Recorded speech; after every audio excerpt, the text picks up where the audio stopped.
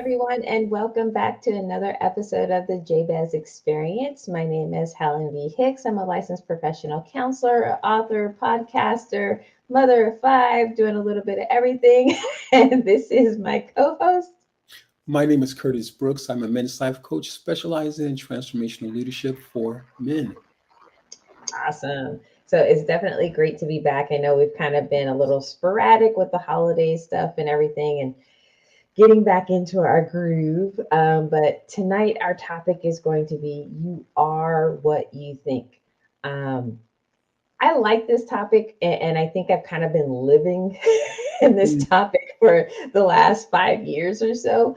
Um, but I don't know if people really understand just how powerful your thoughts are, Right. because your thoughts first are derived from words. And we've talked Mhm. before about how powerful words are. And, essentially, as human beings, that is where our power lies. It's within our words, because we are the only species on the planet that has language. You Right. know, being able to utilize words. Yes, other animals can mimic words, but they're not truly using them.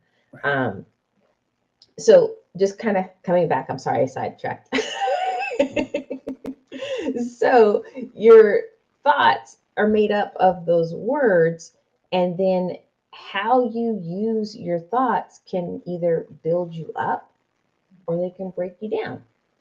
And even my work with clients in the mental health field, that is often where I'm doing so much work with Mm. clients and helping them to identify how the thought patterns they've built up about themselves and the environment around them is often the root of why they're at where they're at in life. Mm. Mm. Yeah, that's pretty powerful, Helen, because I right away the book by James Allen, "As a Man Thinketh, So Is He," that comes to mind very vividly, similar to kind of what we're talking about now. As you stated, our thoughts, that whole thought process becomes our belief system, and oftentimes our belief system is grounded within our culture, so to speak. So those things are around us. It's not just an isolated situation, but those things and people around us within our culture, they help to solidify our belief system, right or wrong. They help to just kind of just uh, uh, completely embed that or enmesh that into who we are. And so you might even hear people say, "Oh, this is who I am," and in fact, that is who they are. But to get get to a higher place or to get to a place where you're desiring different results, it does take coming out from who we think we are or who we believe ourselves to be. And it does take challenging those belief systems or those very words that are spoken, much like a plant is planted in the soil. Uh, that plant is going to be, or that plant, flower, whatever you're planting, it's going to become a product of its environment. Again, the very culture which it was sown into. And so, for us to, as people, in order to rise above the situation and again see different results, we essentially have to uh, understand our experiences. That the words are essentially have been based in, if you will, the soil that the words have been sown into. They ultimately create our experiences, and again, there's a host of different things that go along with this. But I love how you started this out in regards to just that we are the only species that actually speaks, and as opposed to other animals within our system here, uh, as Helen stated, is that they can mimic the words, but they cannot reason and understand. So we have that luxury and that awesome gift to be able to uh, figure out things and work ourselves out of the current situation or condition that we might be in. Right. So I'm going to build on something that you said in terms of beliefs being grounded in culture, Mhm. um, because so many people that I work with, I don't think they get that Right. until they're talking about certain things that they believe is normal because the environment that they grew up in, that was normal. Mhm. Everybody that they had to observe was doing the same thing. And Yeah, so it's like, oh, okay, well, this is what you do. This is how people absolutely. are. But it's not until people have an opportunity to be Mm, introduced into different cultures where they absolutely. then are able to take a step back and say, oh, wait, there are other ways to be. And I think this is also something that people struggle with a Yeah. lot. And I think it's the cause of why you get into organizations and they have cultural diversity and this, that, and the other, and all this education about cultures, because some people feel so rigid. But everybody should be this way. It Mm, worked for me. Therefore, it should work for everybody else. And so everybody can be the same. And it's like, no, it's not about narrowing your view and making everyone else fit into that narrow view of, your cultural mm, experience. It's about broadening it. I mean, absolutely. it's one of the aspects that I love about learning other people's cultures. That's what I really like when I'm sitting with clients. Oh my God, what do you Right, guys right, right, do? right. Yeah, I think the interesting thing about culture and words within themselves is that I think words define so much who we are. Words give us our image, good, bad, or indifferent, just how we see ourselves. So it's not just a matter of a man or a woman looking into the mirror. It is the the operating system that is working behind the scenes, if you will. And that operating system is in most cases, our belief system. And our belief system is based on words. Obviously, not just a single word, but a compilation of just language and just behavior systems, if you will. So it is absolutely based on that. And so, in order to break out of it, we have to be able to introduce, as Helen just said so nicely, we have to be able to introduce perhaps different cultures in order to figure out how to do something different. And even in order to figure out how to change your situation, you've got to introduce new frames of thoughts, perhaps even new words. And that's going to give you a different outlook because essentially it is the words that bind us all together. It's the words that that that hold us together. And so I think that when we're at times introduced to different cultures, it can almost appear to be, perhaps in some cases, something that we're threatened by other cultures.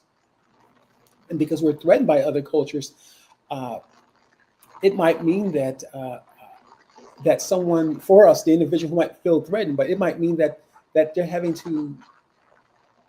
give they're having to give something away, or someone's coming to take something. And if you understand this even on a deeper level, if we're essentially comprised of the very words and the words or word system that we have garnered through life, again through our culture, through our different experiences, if those things make us up, and now we're uh, feeling perhaps threatened by someone else's culture. Again, they're thinking the way they do things now. Their culture is based on a different beliefs, perhaps not necessarily in its entirety, but different belief systems here and there, are different ideas, and those ideas conflict with what we believe. And so there's an exchange that's taken place, and it could be, or at least feel threatening, if you will. We can feel threatened if that exchange, because it's just, it can be an uncomfortable feeling when we're not grounded in what we believe, and therefore making it very challenging for us to welcome someone else's culture without feeling threatened. Right. So I like a lot of what you're saying. And as I'm listening to you, I'm reminded of the Trayvon Martin case. Mm. And just that, I don't even remember the attacker guy's name. I remember Trayvon Martin. Right, right, right, right. But I think it's a good example of what you're talking about, because the attacker, he had a perception, his way of describing Trayvon Martin's culture of Hmm. being a black male dressed in a hoodie. Hmm. He had a perception of what that meant, and he believed it to the point of creating a Hmm. dangerous situation, Yeah, yeah, and a situation in which he then felt justified for his yeah. actions, and not even taking responsibility for the fact that, but it didn't exist until he created it. Right, absolutely. And I want to take that example because I think so many listeners, remember the Trayvon Martin case, and they remember, the dynamics of it. Mhm. And I just want to take that as an example to help people apply it to where they may be at in their life. Right. And I want to challenge you to think about the situations that you're currently in. Have you contributed to them? And Hmm. how have you contributed to them? Did they exist without you? Or did you bring something to this dynamic that resulted in what you're currently dealing with? Now, Hmm. I'm not victim hating. I'm not, telling you, yes, your fault that you're being abused and anything else like that. No, I'm not saying that at all. But in most dynamics where there are multiple people involved, people are playing a role that's contributing to an outcome. Absolutely, absolutely. Yeah, that's pretty deep, Helen. That's pretty deep, and I think that in most cases that can be challenging for a person who's gone through something to really accept that, because in their own mind it's like, no, I didn't do this to myself. But much like with the gentleman in or the person, I won't say gentleman, but the person in this Trayvon Martin situation, uh, like you said, he had a perception. He had an idea in his own mind, or conjured up, or again based on words, or this vision, this image, also based on words, that who an enemy looked like, what an enemy looked like, or something, or what a threat looked like. And I think to a degree, good, bad, or indifferent, uh, people in general, we have ideas of what our mate should look like, or what we're desiring our mate to look like, even on that level. And anything that falls outside of that, we don't choose it, or we just don't like it, or that's not my preference. And so I think, again, good, bad, or if you're looking at your mate, or seeing a person as a threat, or as Helen said, if a person's gone through something, we have to be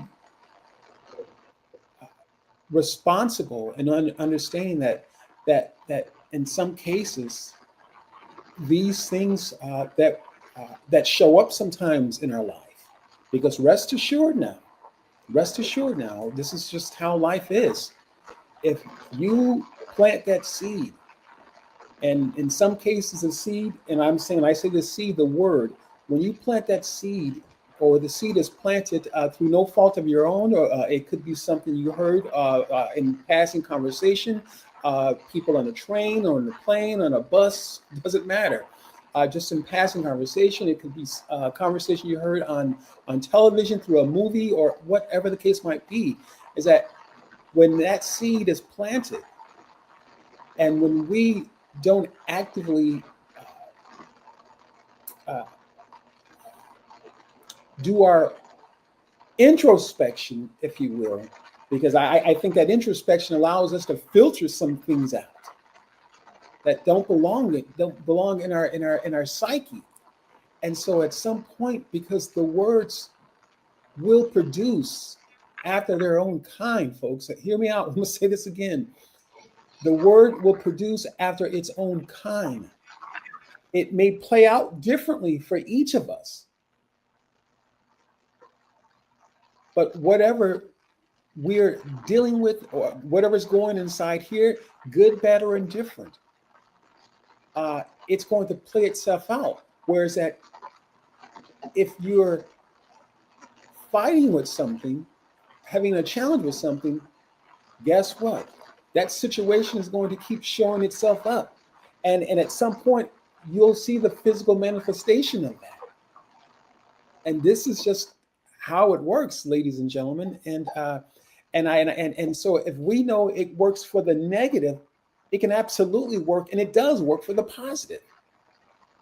If we are planting a seed or we want to manifest something in life, because the Bible does say that the word became flesh. So if we're looking to manifest something in life, you take hold of that word that you're believing God for through faith, and you can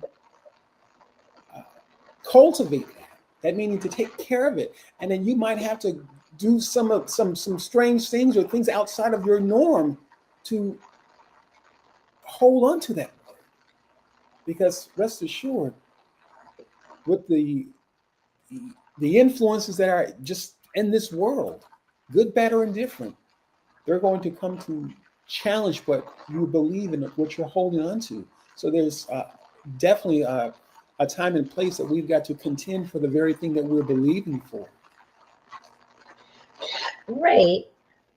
So I hear you, and lots of different things are coming through my head. But the very last part that's kind of standing out to me is the part you're saying people contending for what they believe in. And it just makes me think about the political air right now, in which people would probably agree with that statement, regardless of where they stand politically, that they are simply contending for what they believe in. Yeah. And I get that. I really do. I really get that.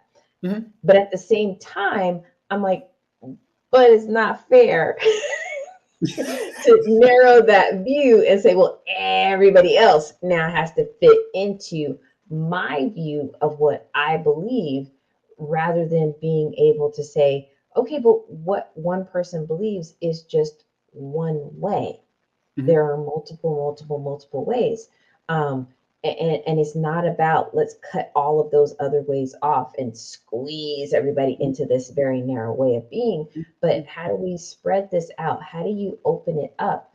Because I think that's where our word blossoms, Right. and it allows us to become more, because I think about that narrow pathway, and is the only other word that comes to mind for me is limiting. Yeah. Like, Yeah. I don't know if people get how limiting they're becoming. They're limiting themselves, they're limiting the people around them, they're limiting, and they're saying that any individual, however they want to describe them, is only capable of this. Mm-hmm. You Mm-hmm. can't go anywhere outside of that. This is all that you can do.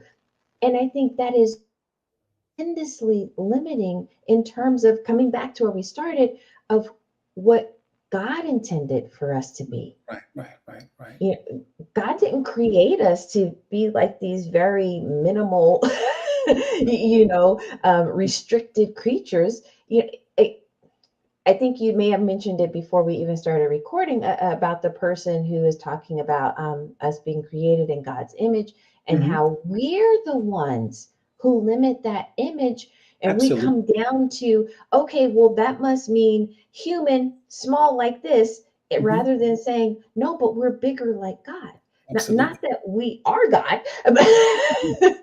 but our capabilities and the magnitude of what we can be is so much bigger. And we can only realize that when we open up our Mm-hmm. beliefs, when we open up our patterns of thinking, when we open up ourselves to what can be instead of what always has been. Right. Absolutely. Yeah. And I mean, to even just, I guess, to further clarify this word contend. And so I definitely understand what you're saying.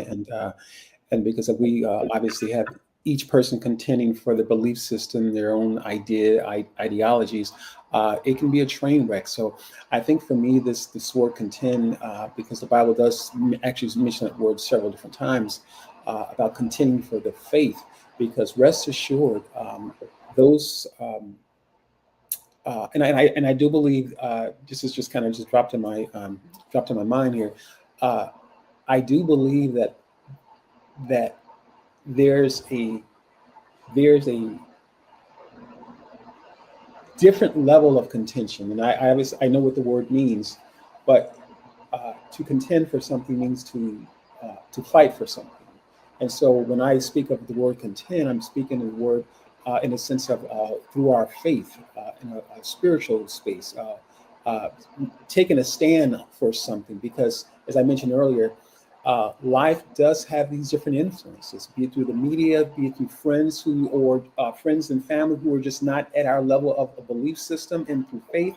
And so you will have these different things that will feel like they're coming against the very knowledge that you're believing God for. So you will have to, or I believe, in some cases, you might have to go to your prayer closet and make sure that you're being diligent about holding on to what you're believing for. And so that does not mean, coming from a spiritual perspective, that does not mean that we are isolating everyone else out. Absolutely not. What that means is that I'm believing God for certain things, and I think I'll see this. I think that there ultimately is a image problem that we have, because kind of what I was saying earlier is that through the video I was going to share with you, is that if we know that God is not broken and that He is whole, nothing missing, and that we're made in His image, to what you were just saying moments ago, why is our belief system, or again, why do we find ourselves contending for just this one thing? And to the point where, excuse me, to the point where we're fighting people. We're actually fighting people for this thing. That's not the contention or the contending I'm talking about. Because Right. there's a whole process that goes on the inside of us through a spiritual process taking place. Because rest assured, again, having to come into the image, even to understand the on a deeper level, having to come into the image and understanding that we are made in the image of Christ after His likeness. You've got to contend for that thing. You've got to believe that thing. And it does not mean that you're fighting with people, but rest assured, we're living in a world where people don't believe. And and that from day to day, you may see more of the unbelief than you see the belief. And so just from that influence, we can see that, well, oh, that's nothing. People are absolutely entitled to their beliefs, or beliefs of different belief systems. Absolutely. But at the same token, those belief systems, though they may be separate or different from ours, there is an influence on us. There is an influence, there's a pressure that's been applied to us, and it can feel uncomfortable. And so contending for the faith means uh, that we're mindful of the pressure, because rest assured that life can just bring us a number of situations that could all of a sudden seemingly cause us or put us in a place where we're now dealing with unbelief. And this is Right. because pressure sometimes that we're, or the many different influences that are around us. And so we have to know that even though culture is important, there are times that we might have to uproot our belief system and be prepared to plant ourselves somewhere else. So, Right. So I like that. I like what you said in regards to it's an image problem. Um, mhm.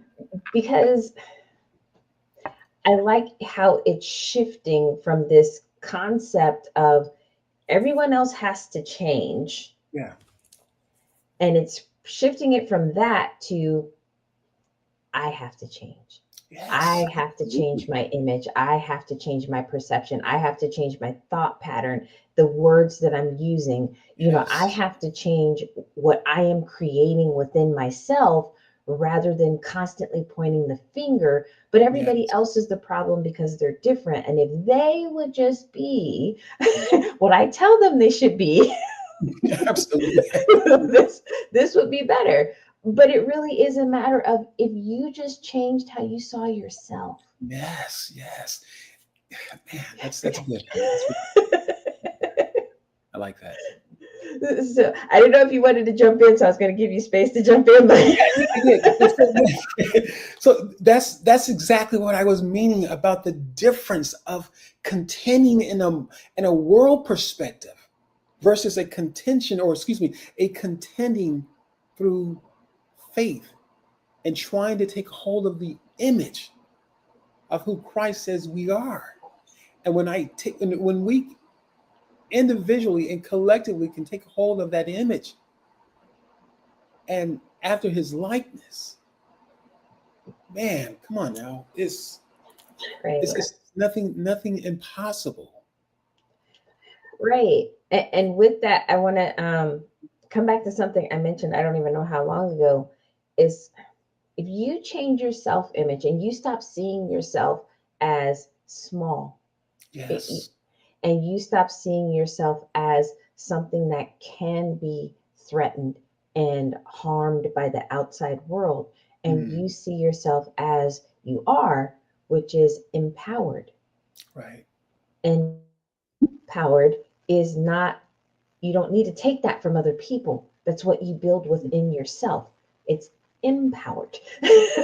Yeah. But so many times people, when they're feeling small, they feel like the only way they can change that is to pull power from others. I'm Yes. going to take away your power so that you have less and I have more. But Mm, that's not going to yeah. resolve whatever image you have of yourself. It's not going to change the story that you are telling yourself about Mm, you. What's going to change that is empowerment, like building this up, giving this more power and making this bigger to where everything else in the world isn't a threat. yeah. You feel secure in who you are and what you're doing, and somebody doing something different isn't a threat. you Mm, know you're able to see it and say, oh wow, look, mm, that's different. That's kind of nice. absolutely. Absolutely. Yeah. I like to go back to it. I said earlier is that the seed, when a word is planted or a thought, if you will, and if it's permitted, something that we're believing God for, as I said earlier, is that the seed has to produce after its own kind. And so, whatever we may be dealing with or their lack of, we have to look at the image. We have to look at the understanding because, excuse me, understanding produces understanding, and the application of what you understand produces fruit. And if it's not producing fruit, you've got to look at the image. You've got to look at how you see that thing, because words in themselves are the image or the mirror, so to speak, of what we're looking through. And when we have a obscure view of what that word means, again, words obviously mean something. Everyone has their different meaning, means something different for each of us to a degree. But either way, the words produce after their own kind. And when we're not getting that, we have to consult the image, because it's still through our perception. And if it's through our perception to sow that seed, or to believe God for a particular thing, if it's through our perception, it comes right along, or at least it goes in line with our image. And if our perception is off, our image is off. And if the image is off, we're going to not have the full embodiment or the full understanding of something, and find ourselves going against something that you can't change, because if you don't have the understanding, you can't change it. You can't produce the fruit that's desired of what you're trying to accomplish. Right. So again, I like you saying producing fruit, and part of what's like standing out in my head in regards to that statement of producing fruit, because I think a lot of times people view that statement and that image as, okay, well, if you're doing things, then your fruit is the accomplishment. Your Hmm. fruit is that positive outcome. Hmm. And I think sometimes people don't realize that the fruit that you're producing can also be barrenness. It Absolutely. can also be, immaturity. Like what you're Yes. producing is preventing, Hmm. that desired outcome from happening. Because again, I have to kind of relate this back to plants.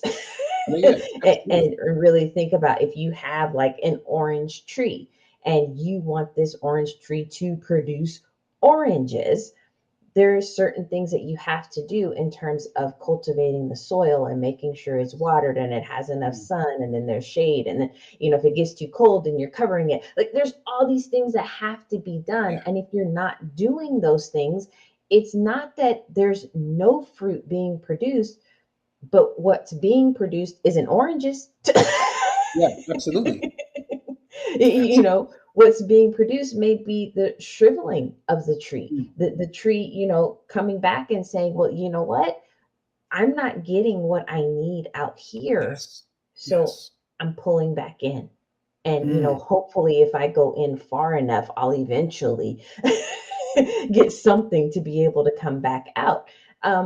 But I just want people to understand that the absence of what you want isn't the equal of not producing anything. Hmm. It's you're producing whatever it is, even if it's not what you want. And Absolutely. coming back to, that's where your sense of empowerment has to kick in. That's Yeah. within you to change. And when you change the things that are necessary within you, and as we started off, it starts here with how you're thinking and the words that you're using with yourself, that Yeah. is going to influence what you see as part of your production. Like, Yeah. and then maybe you get closer to what you actually want, rather than feeling like, oh, I'm putting in this work and I'm doing this and I'm doing that and I'm just not getting it. Like, Yeah. Yeah, absolutely, Helen. I think also that there are times, just like when you said, when that orange tree is shrinking back and not producing oranges, or things are taking place. Uh, the When those things are happening, they have to be met. They have to be met with a desire to learn from what's happening. And when those things, that the things that are not happening, because whether we're seeing the actual fruit or not, we're producing something. Again, we have to. This is the wonderful thing, that you kind of mentioned earlier. But as being being top of the chart here, in regards to just the only animals that can talk, uh, we also have the ability to reason, and I don't think enough people are actually reasoning in regards to asking those questions. Well, wait a minute, if I'm planting orange seeds and I'm not getting the results that I'm expecting, or if I'm baking a cake or whatever the case might be, and it's not producing what my desired results are, I've got to be able to reason, ask myself questions of why it's not. Because ultimately, what happens, I believe, is that if we're not putting our thinking caps on, and again getting to that place of reasoning, why is it not happening? Figuring some things out. If we're not asking those questions, however minor they may be, or and even having to dig deeper and ask those more complex questions, if we're not asking those questions, we're ultimately starting and stopping things, starting and stopping things, starting and stopping things, and eventually getting frustrated. But to solve the problem, to why the orange tree is not producing oranges or the cake fell in the center, we've got to be able to ask some questions. Again, having those empty results being met with the desire to produce the results or see the cake fluff up and not drop, or see the orange tree produce oranges eventually. So that I think those things that are not happening, they have to be met with the desire to see them happening. Yes, I like that. I want to take that, build on that, because oftentimes what I see in a lot of clients is they have the intention of creating that cake, but Yeah. the cake is flat or the cake is hard or, whatever it is. And Mm. instead of taking that step that you were just talking about of, let me investigate. Yes. What Yes. went right? What didn't go right? What can I do differently? Because it's a cake. The cake isn't going to create itself. Like, Yeah. Absolutely. there are things that you are doing that you're contributing to, Yes. whatever it is, that's how you got there. So a Mm. lot of people, instead of going there and saying, what can I learn about this experience that can Mm. help me do this better the next time? Instead, they're saying, oh, I guess I'm not a baker. Mm. And, Absolutely. same thing with, if you're trying to produce oranges. It's like Yeah. you plant the seeds and you're watering and you're doing all this stuff, but you're not getting what you want out of it. Mm. Instead of somebody grabbing a book and saying, well, let me learn a little bit about gardening and how exactly do you grow a citrus plant, and Mm-hmm. all this other. Instead of doing that, people are saying, I just don't have a green thumb. Yeah. you know Absolutely. and again, we're coming back full circle in terms of people then interpret that as themselves. This is Mm. who I am, and this is what I'm capable of, and these are Yes. my limits, and this is, the only thing that I can be, rather than saying, no, but Yeah. there's lots of resources available that can help me to become. If I want to be a great gardener, I can do that. If I Absolutely. want to be an excellent baker, I can do that. So it's coming back because, again, we're talking about you are what you think. So if what you think is, I'm just not a good baker, then it Yeah. doesn't drive you to figure out how to get better. Right. Absolutely. Yeah. Right away. As you said that, be it you're planting seeds grow a orange tree, and or baking a cake.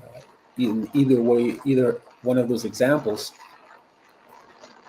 we have to be mindful that kind of what I was saying earlier is that oftentimes if we find ourselves, or even to your point, if we find ourselves, the tree's not growing as it should, the cake is not doing what it's supposed to do, and it's not fluffy enough, or if it's hard or something like that, uh, and we can find ourselves if we're not thinking, and again, going back to a point I made earlier, if we're not thinking this thing out, doing some kind of reasoning for why it did not produce the results that I was looking for. Why does my cake not look like the cake in this image or this picture here? Or why is my orange tree not producing oranges? Again, this reasoning part is huge, because if we're not asking questions, we're eventually going through a cycle of starting things and not finishing them, because then when the questions come, when it comes time for us to figure it out, what do you think we're going to do? We're going to close the door on that thing, as Helen just stated so nicely. We're going to say, "Oh, I'm not a baker. I'm not a gardener. I don't do well. I don't have a green thumb. I don't do well at these things." But to make sure that we're not a um, falling victim, falling victim to the things that we can control within reason, things that we can control within reason, being that we are asking questions, we're reasoning this thing out.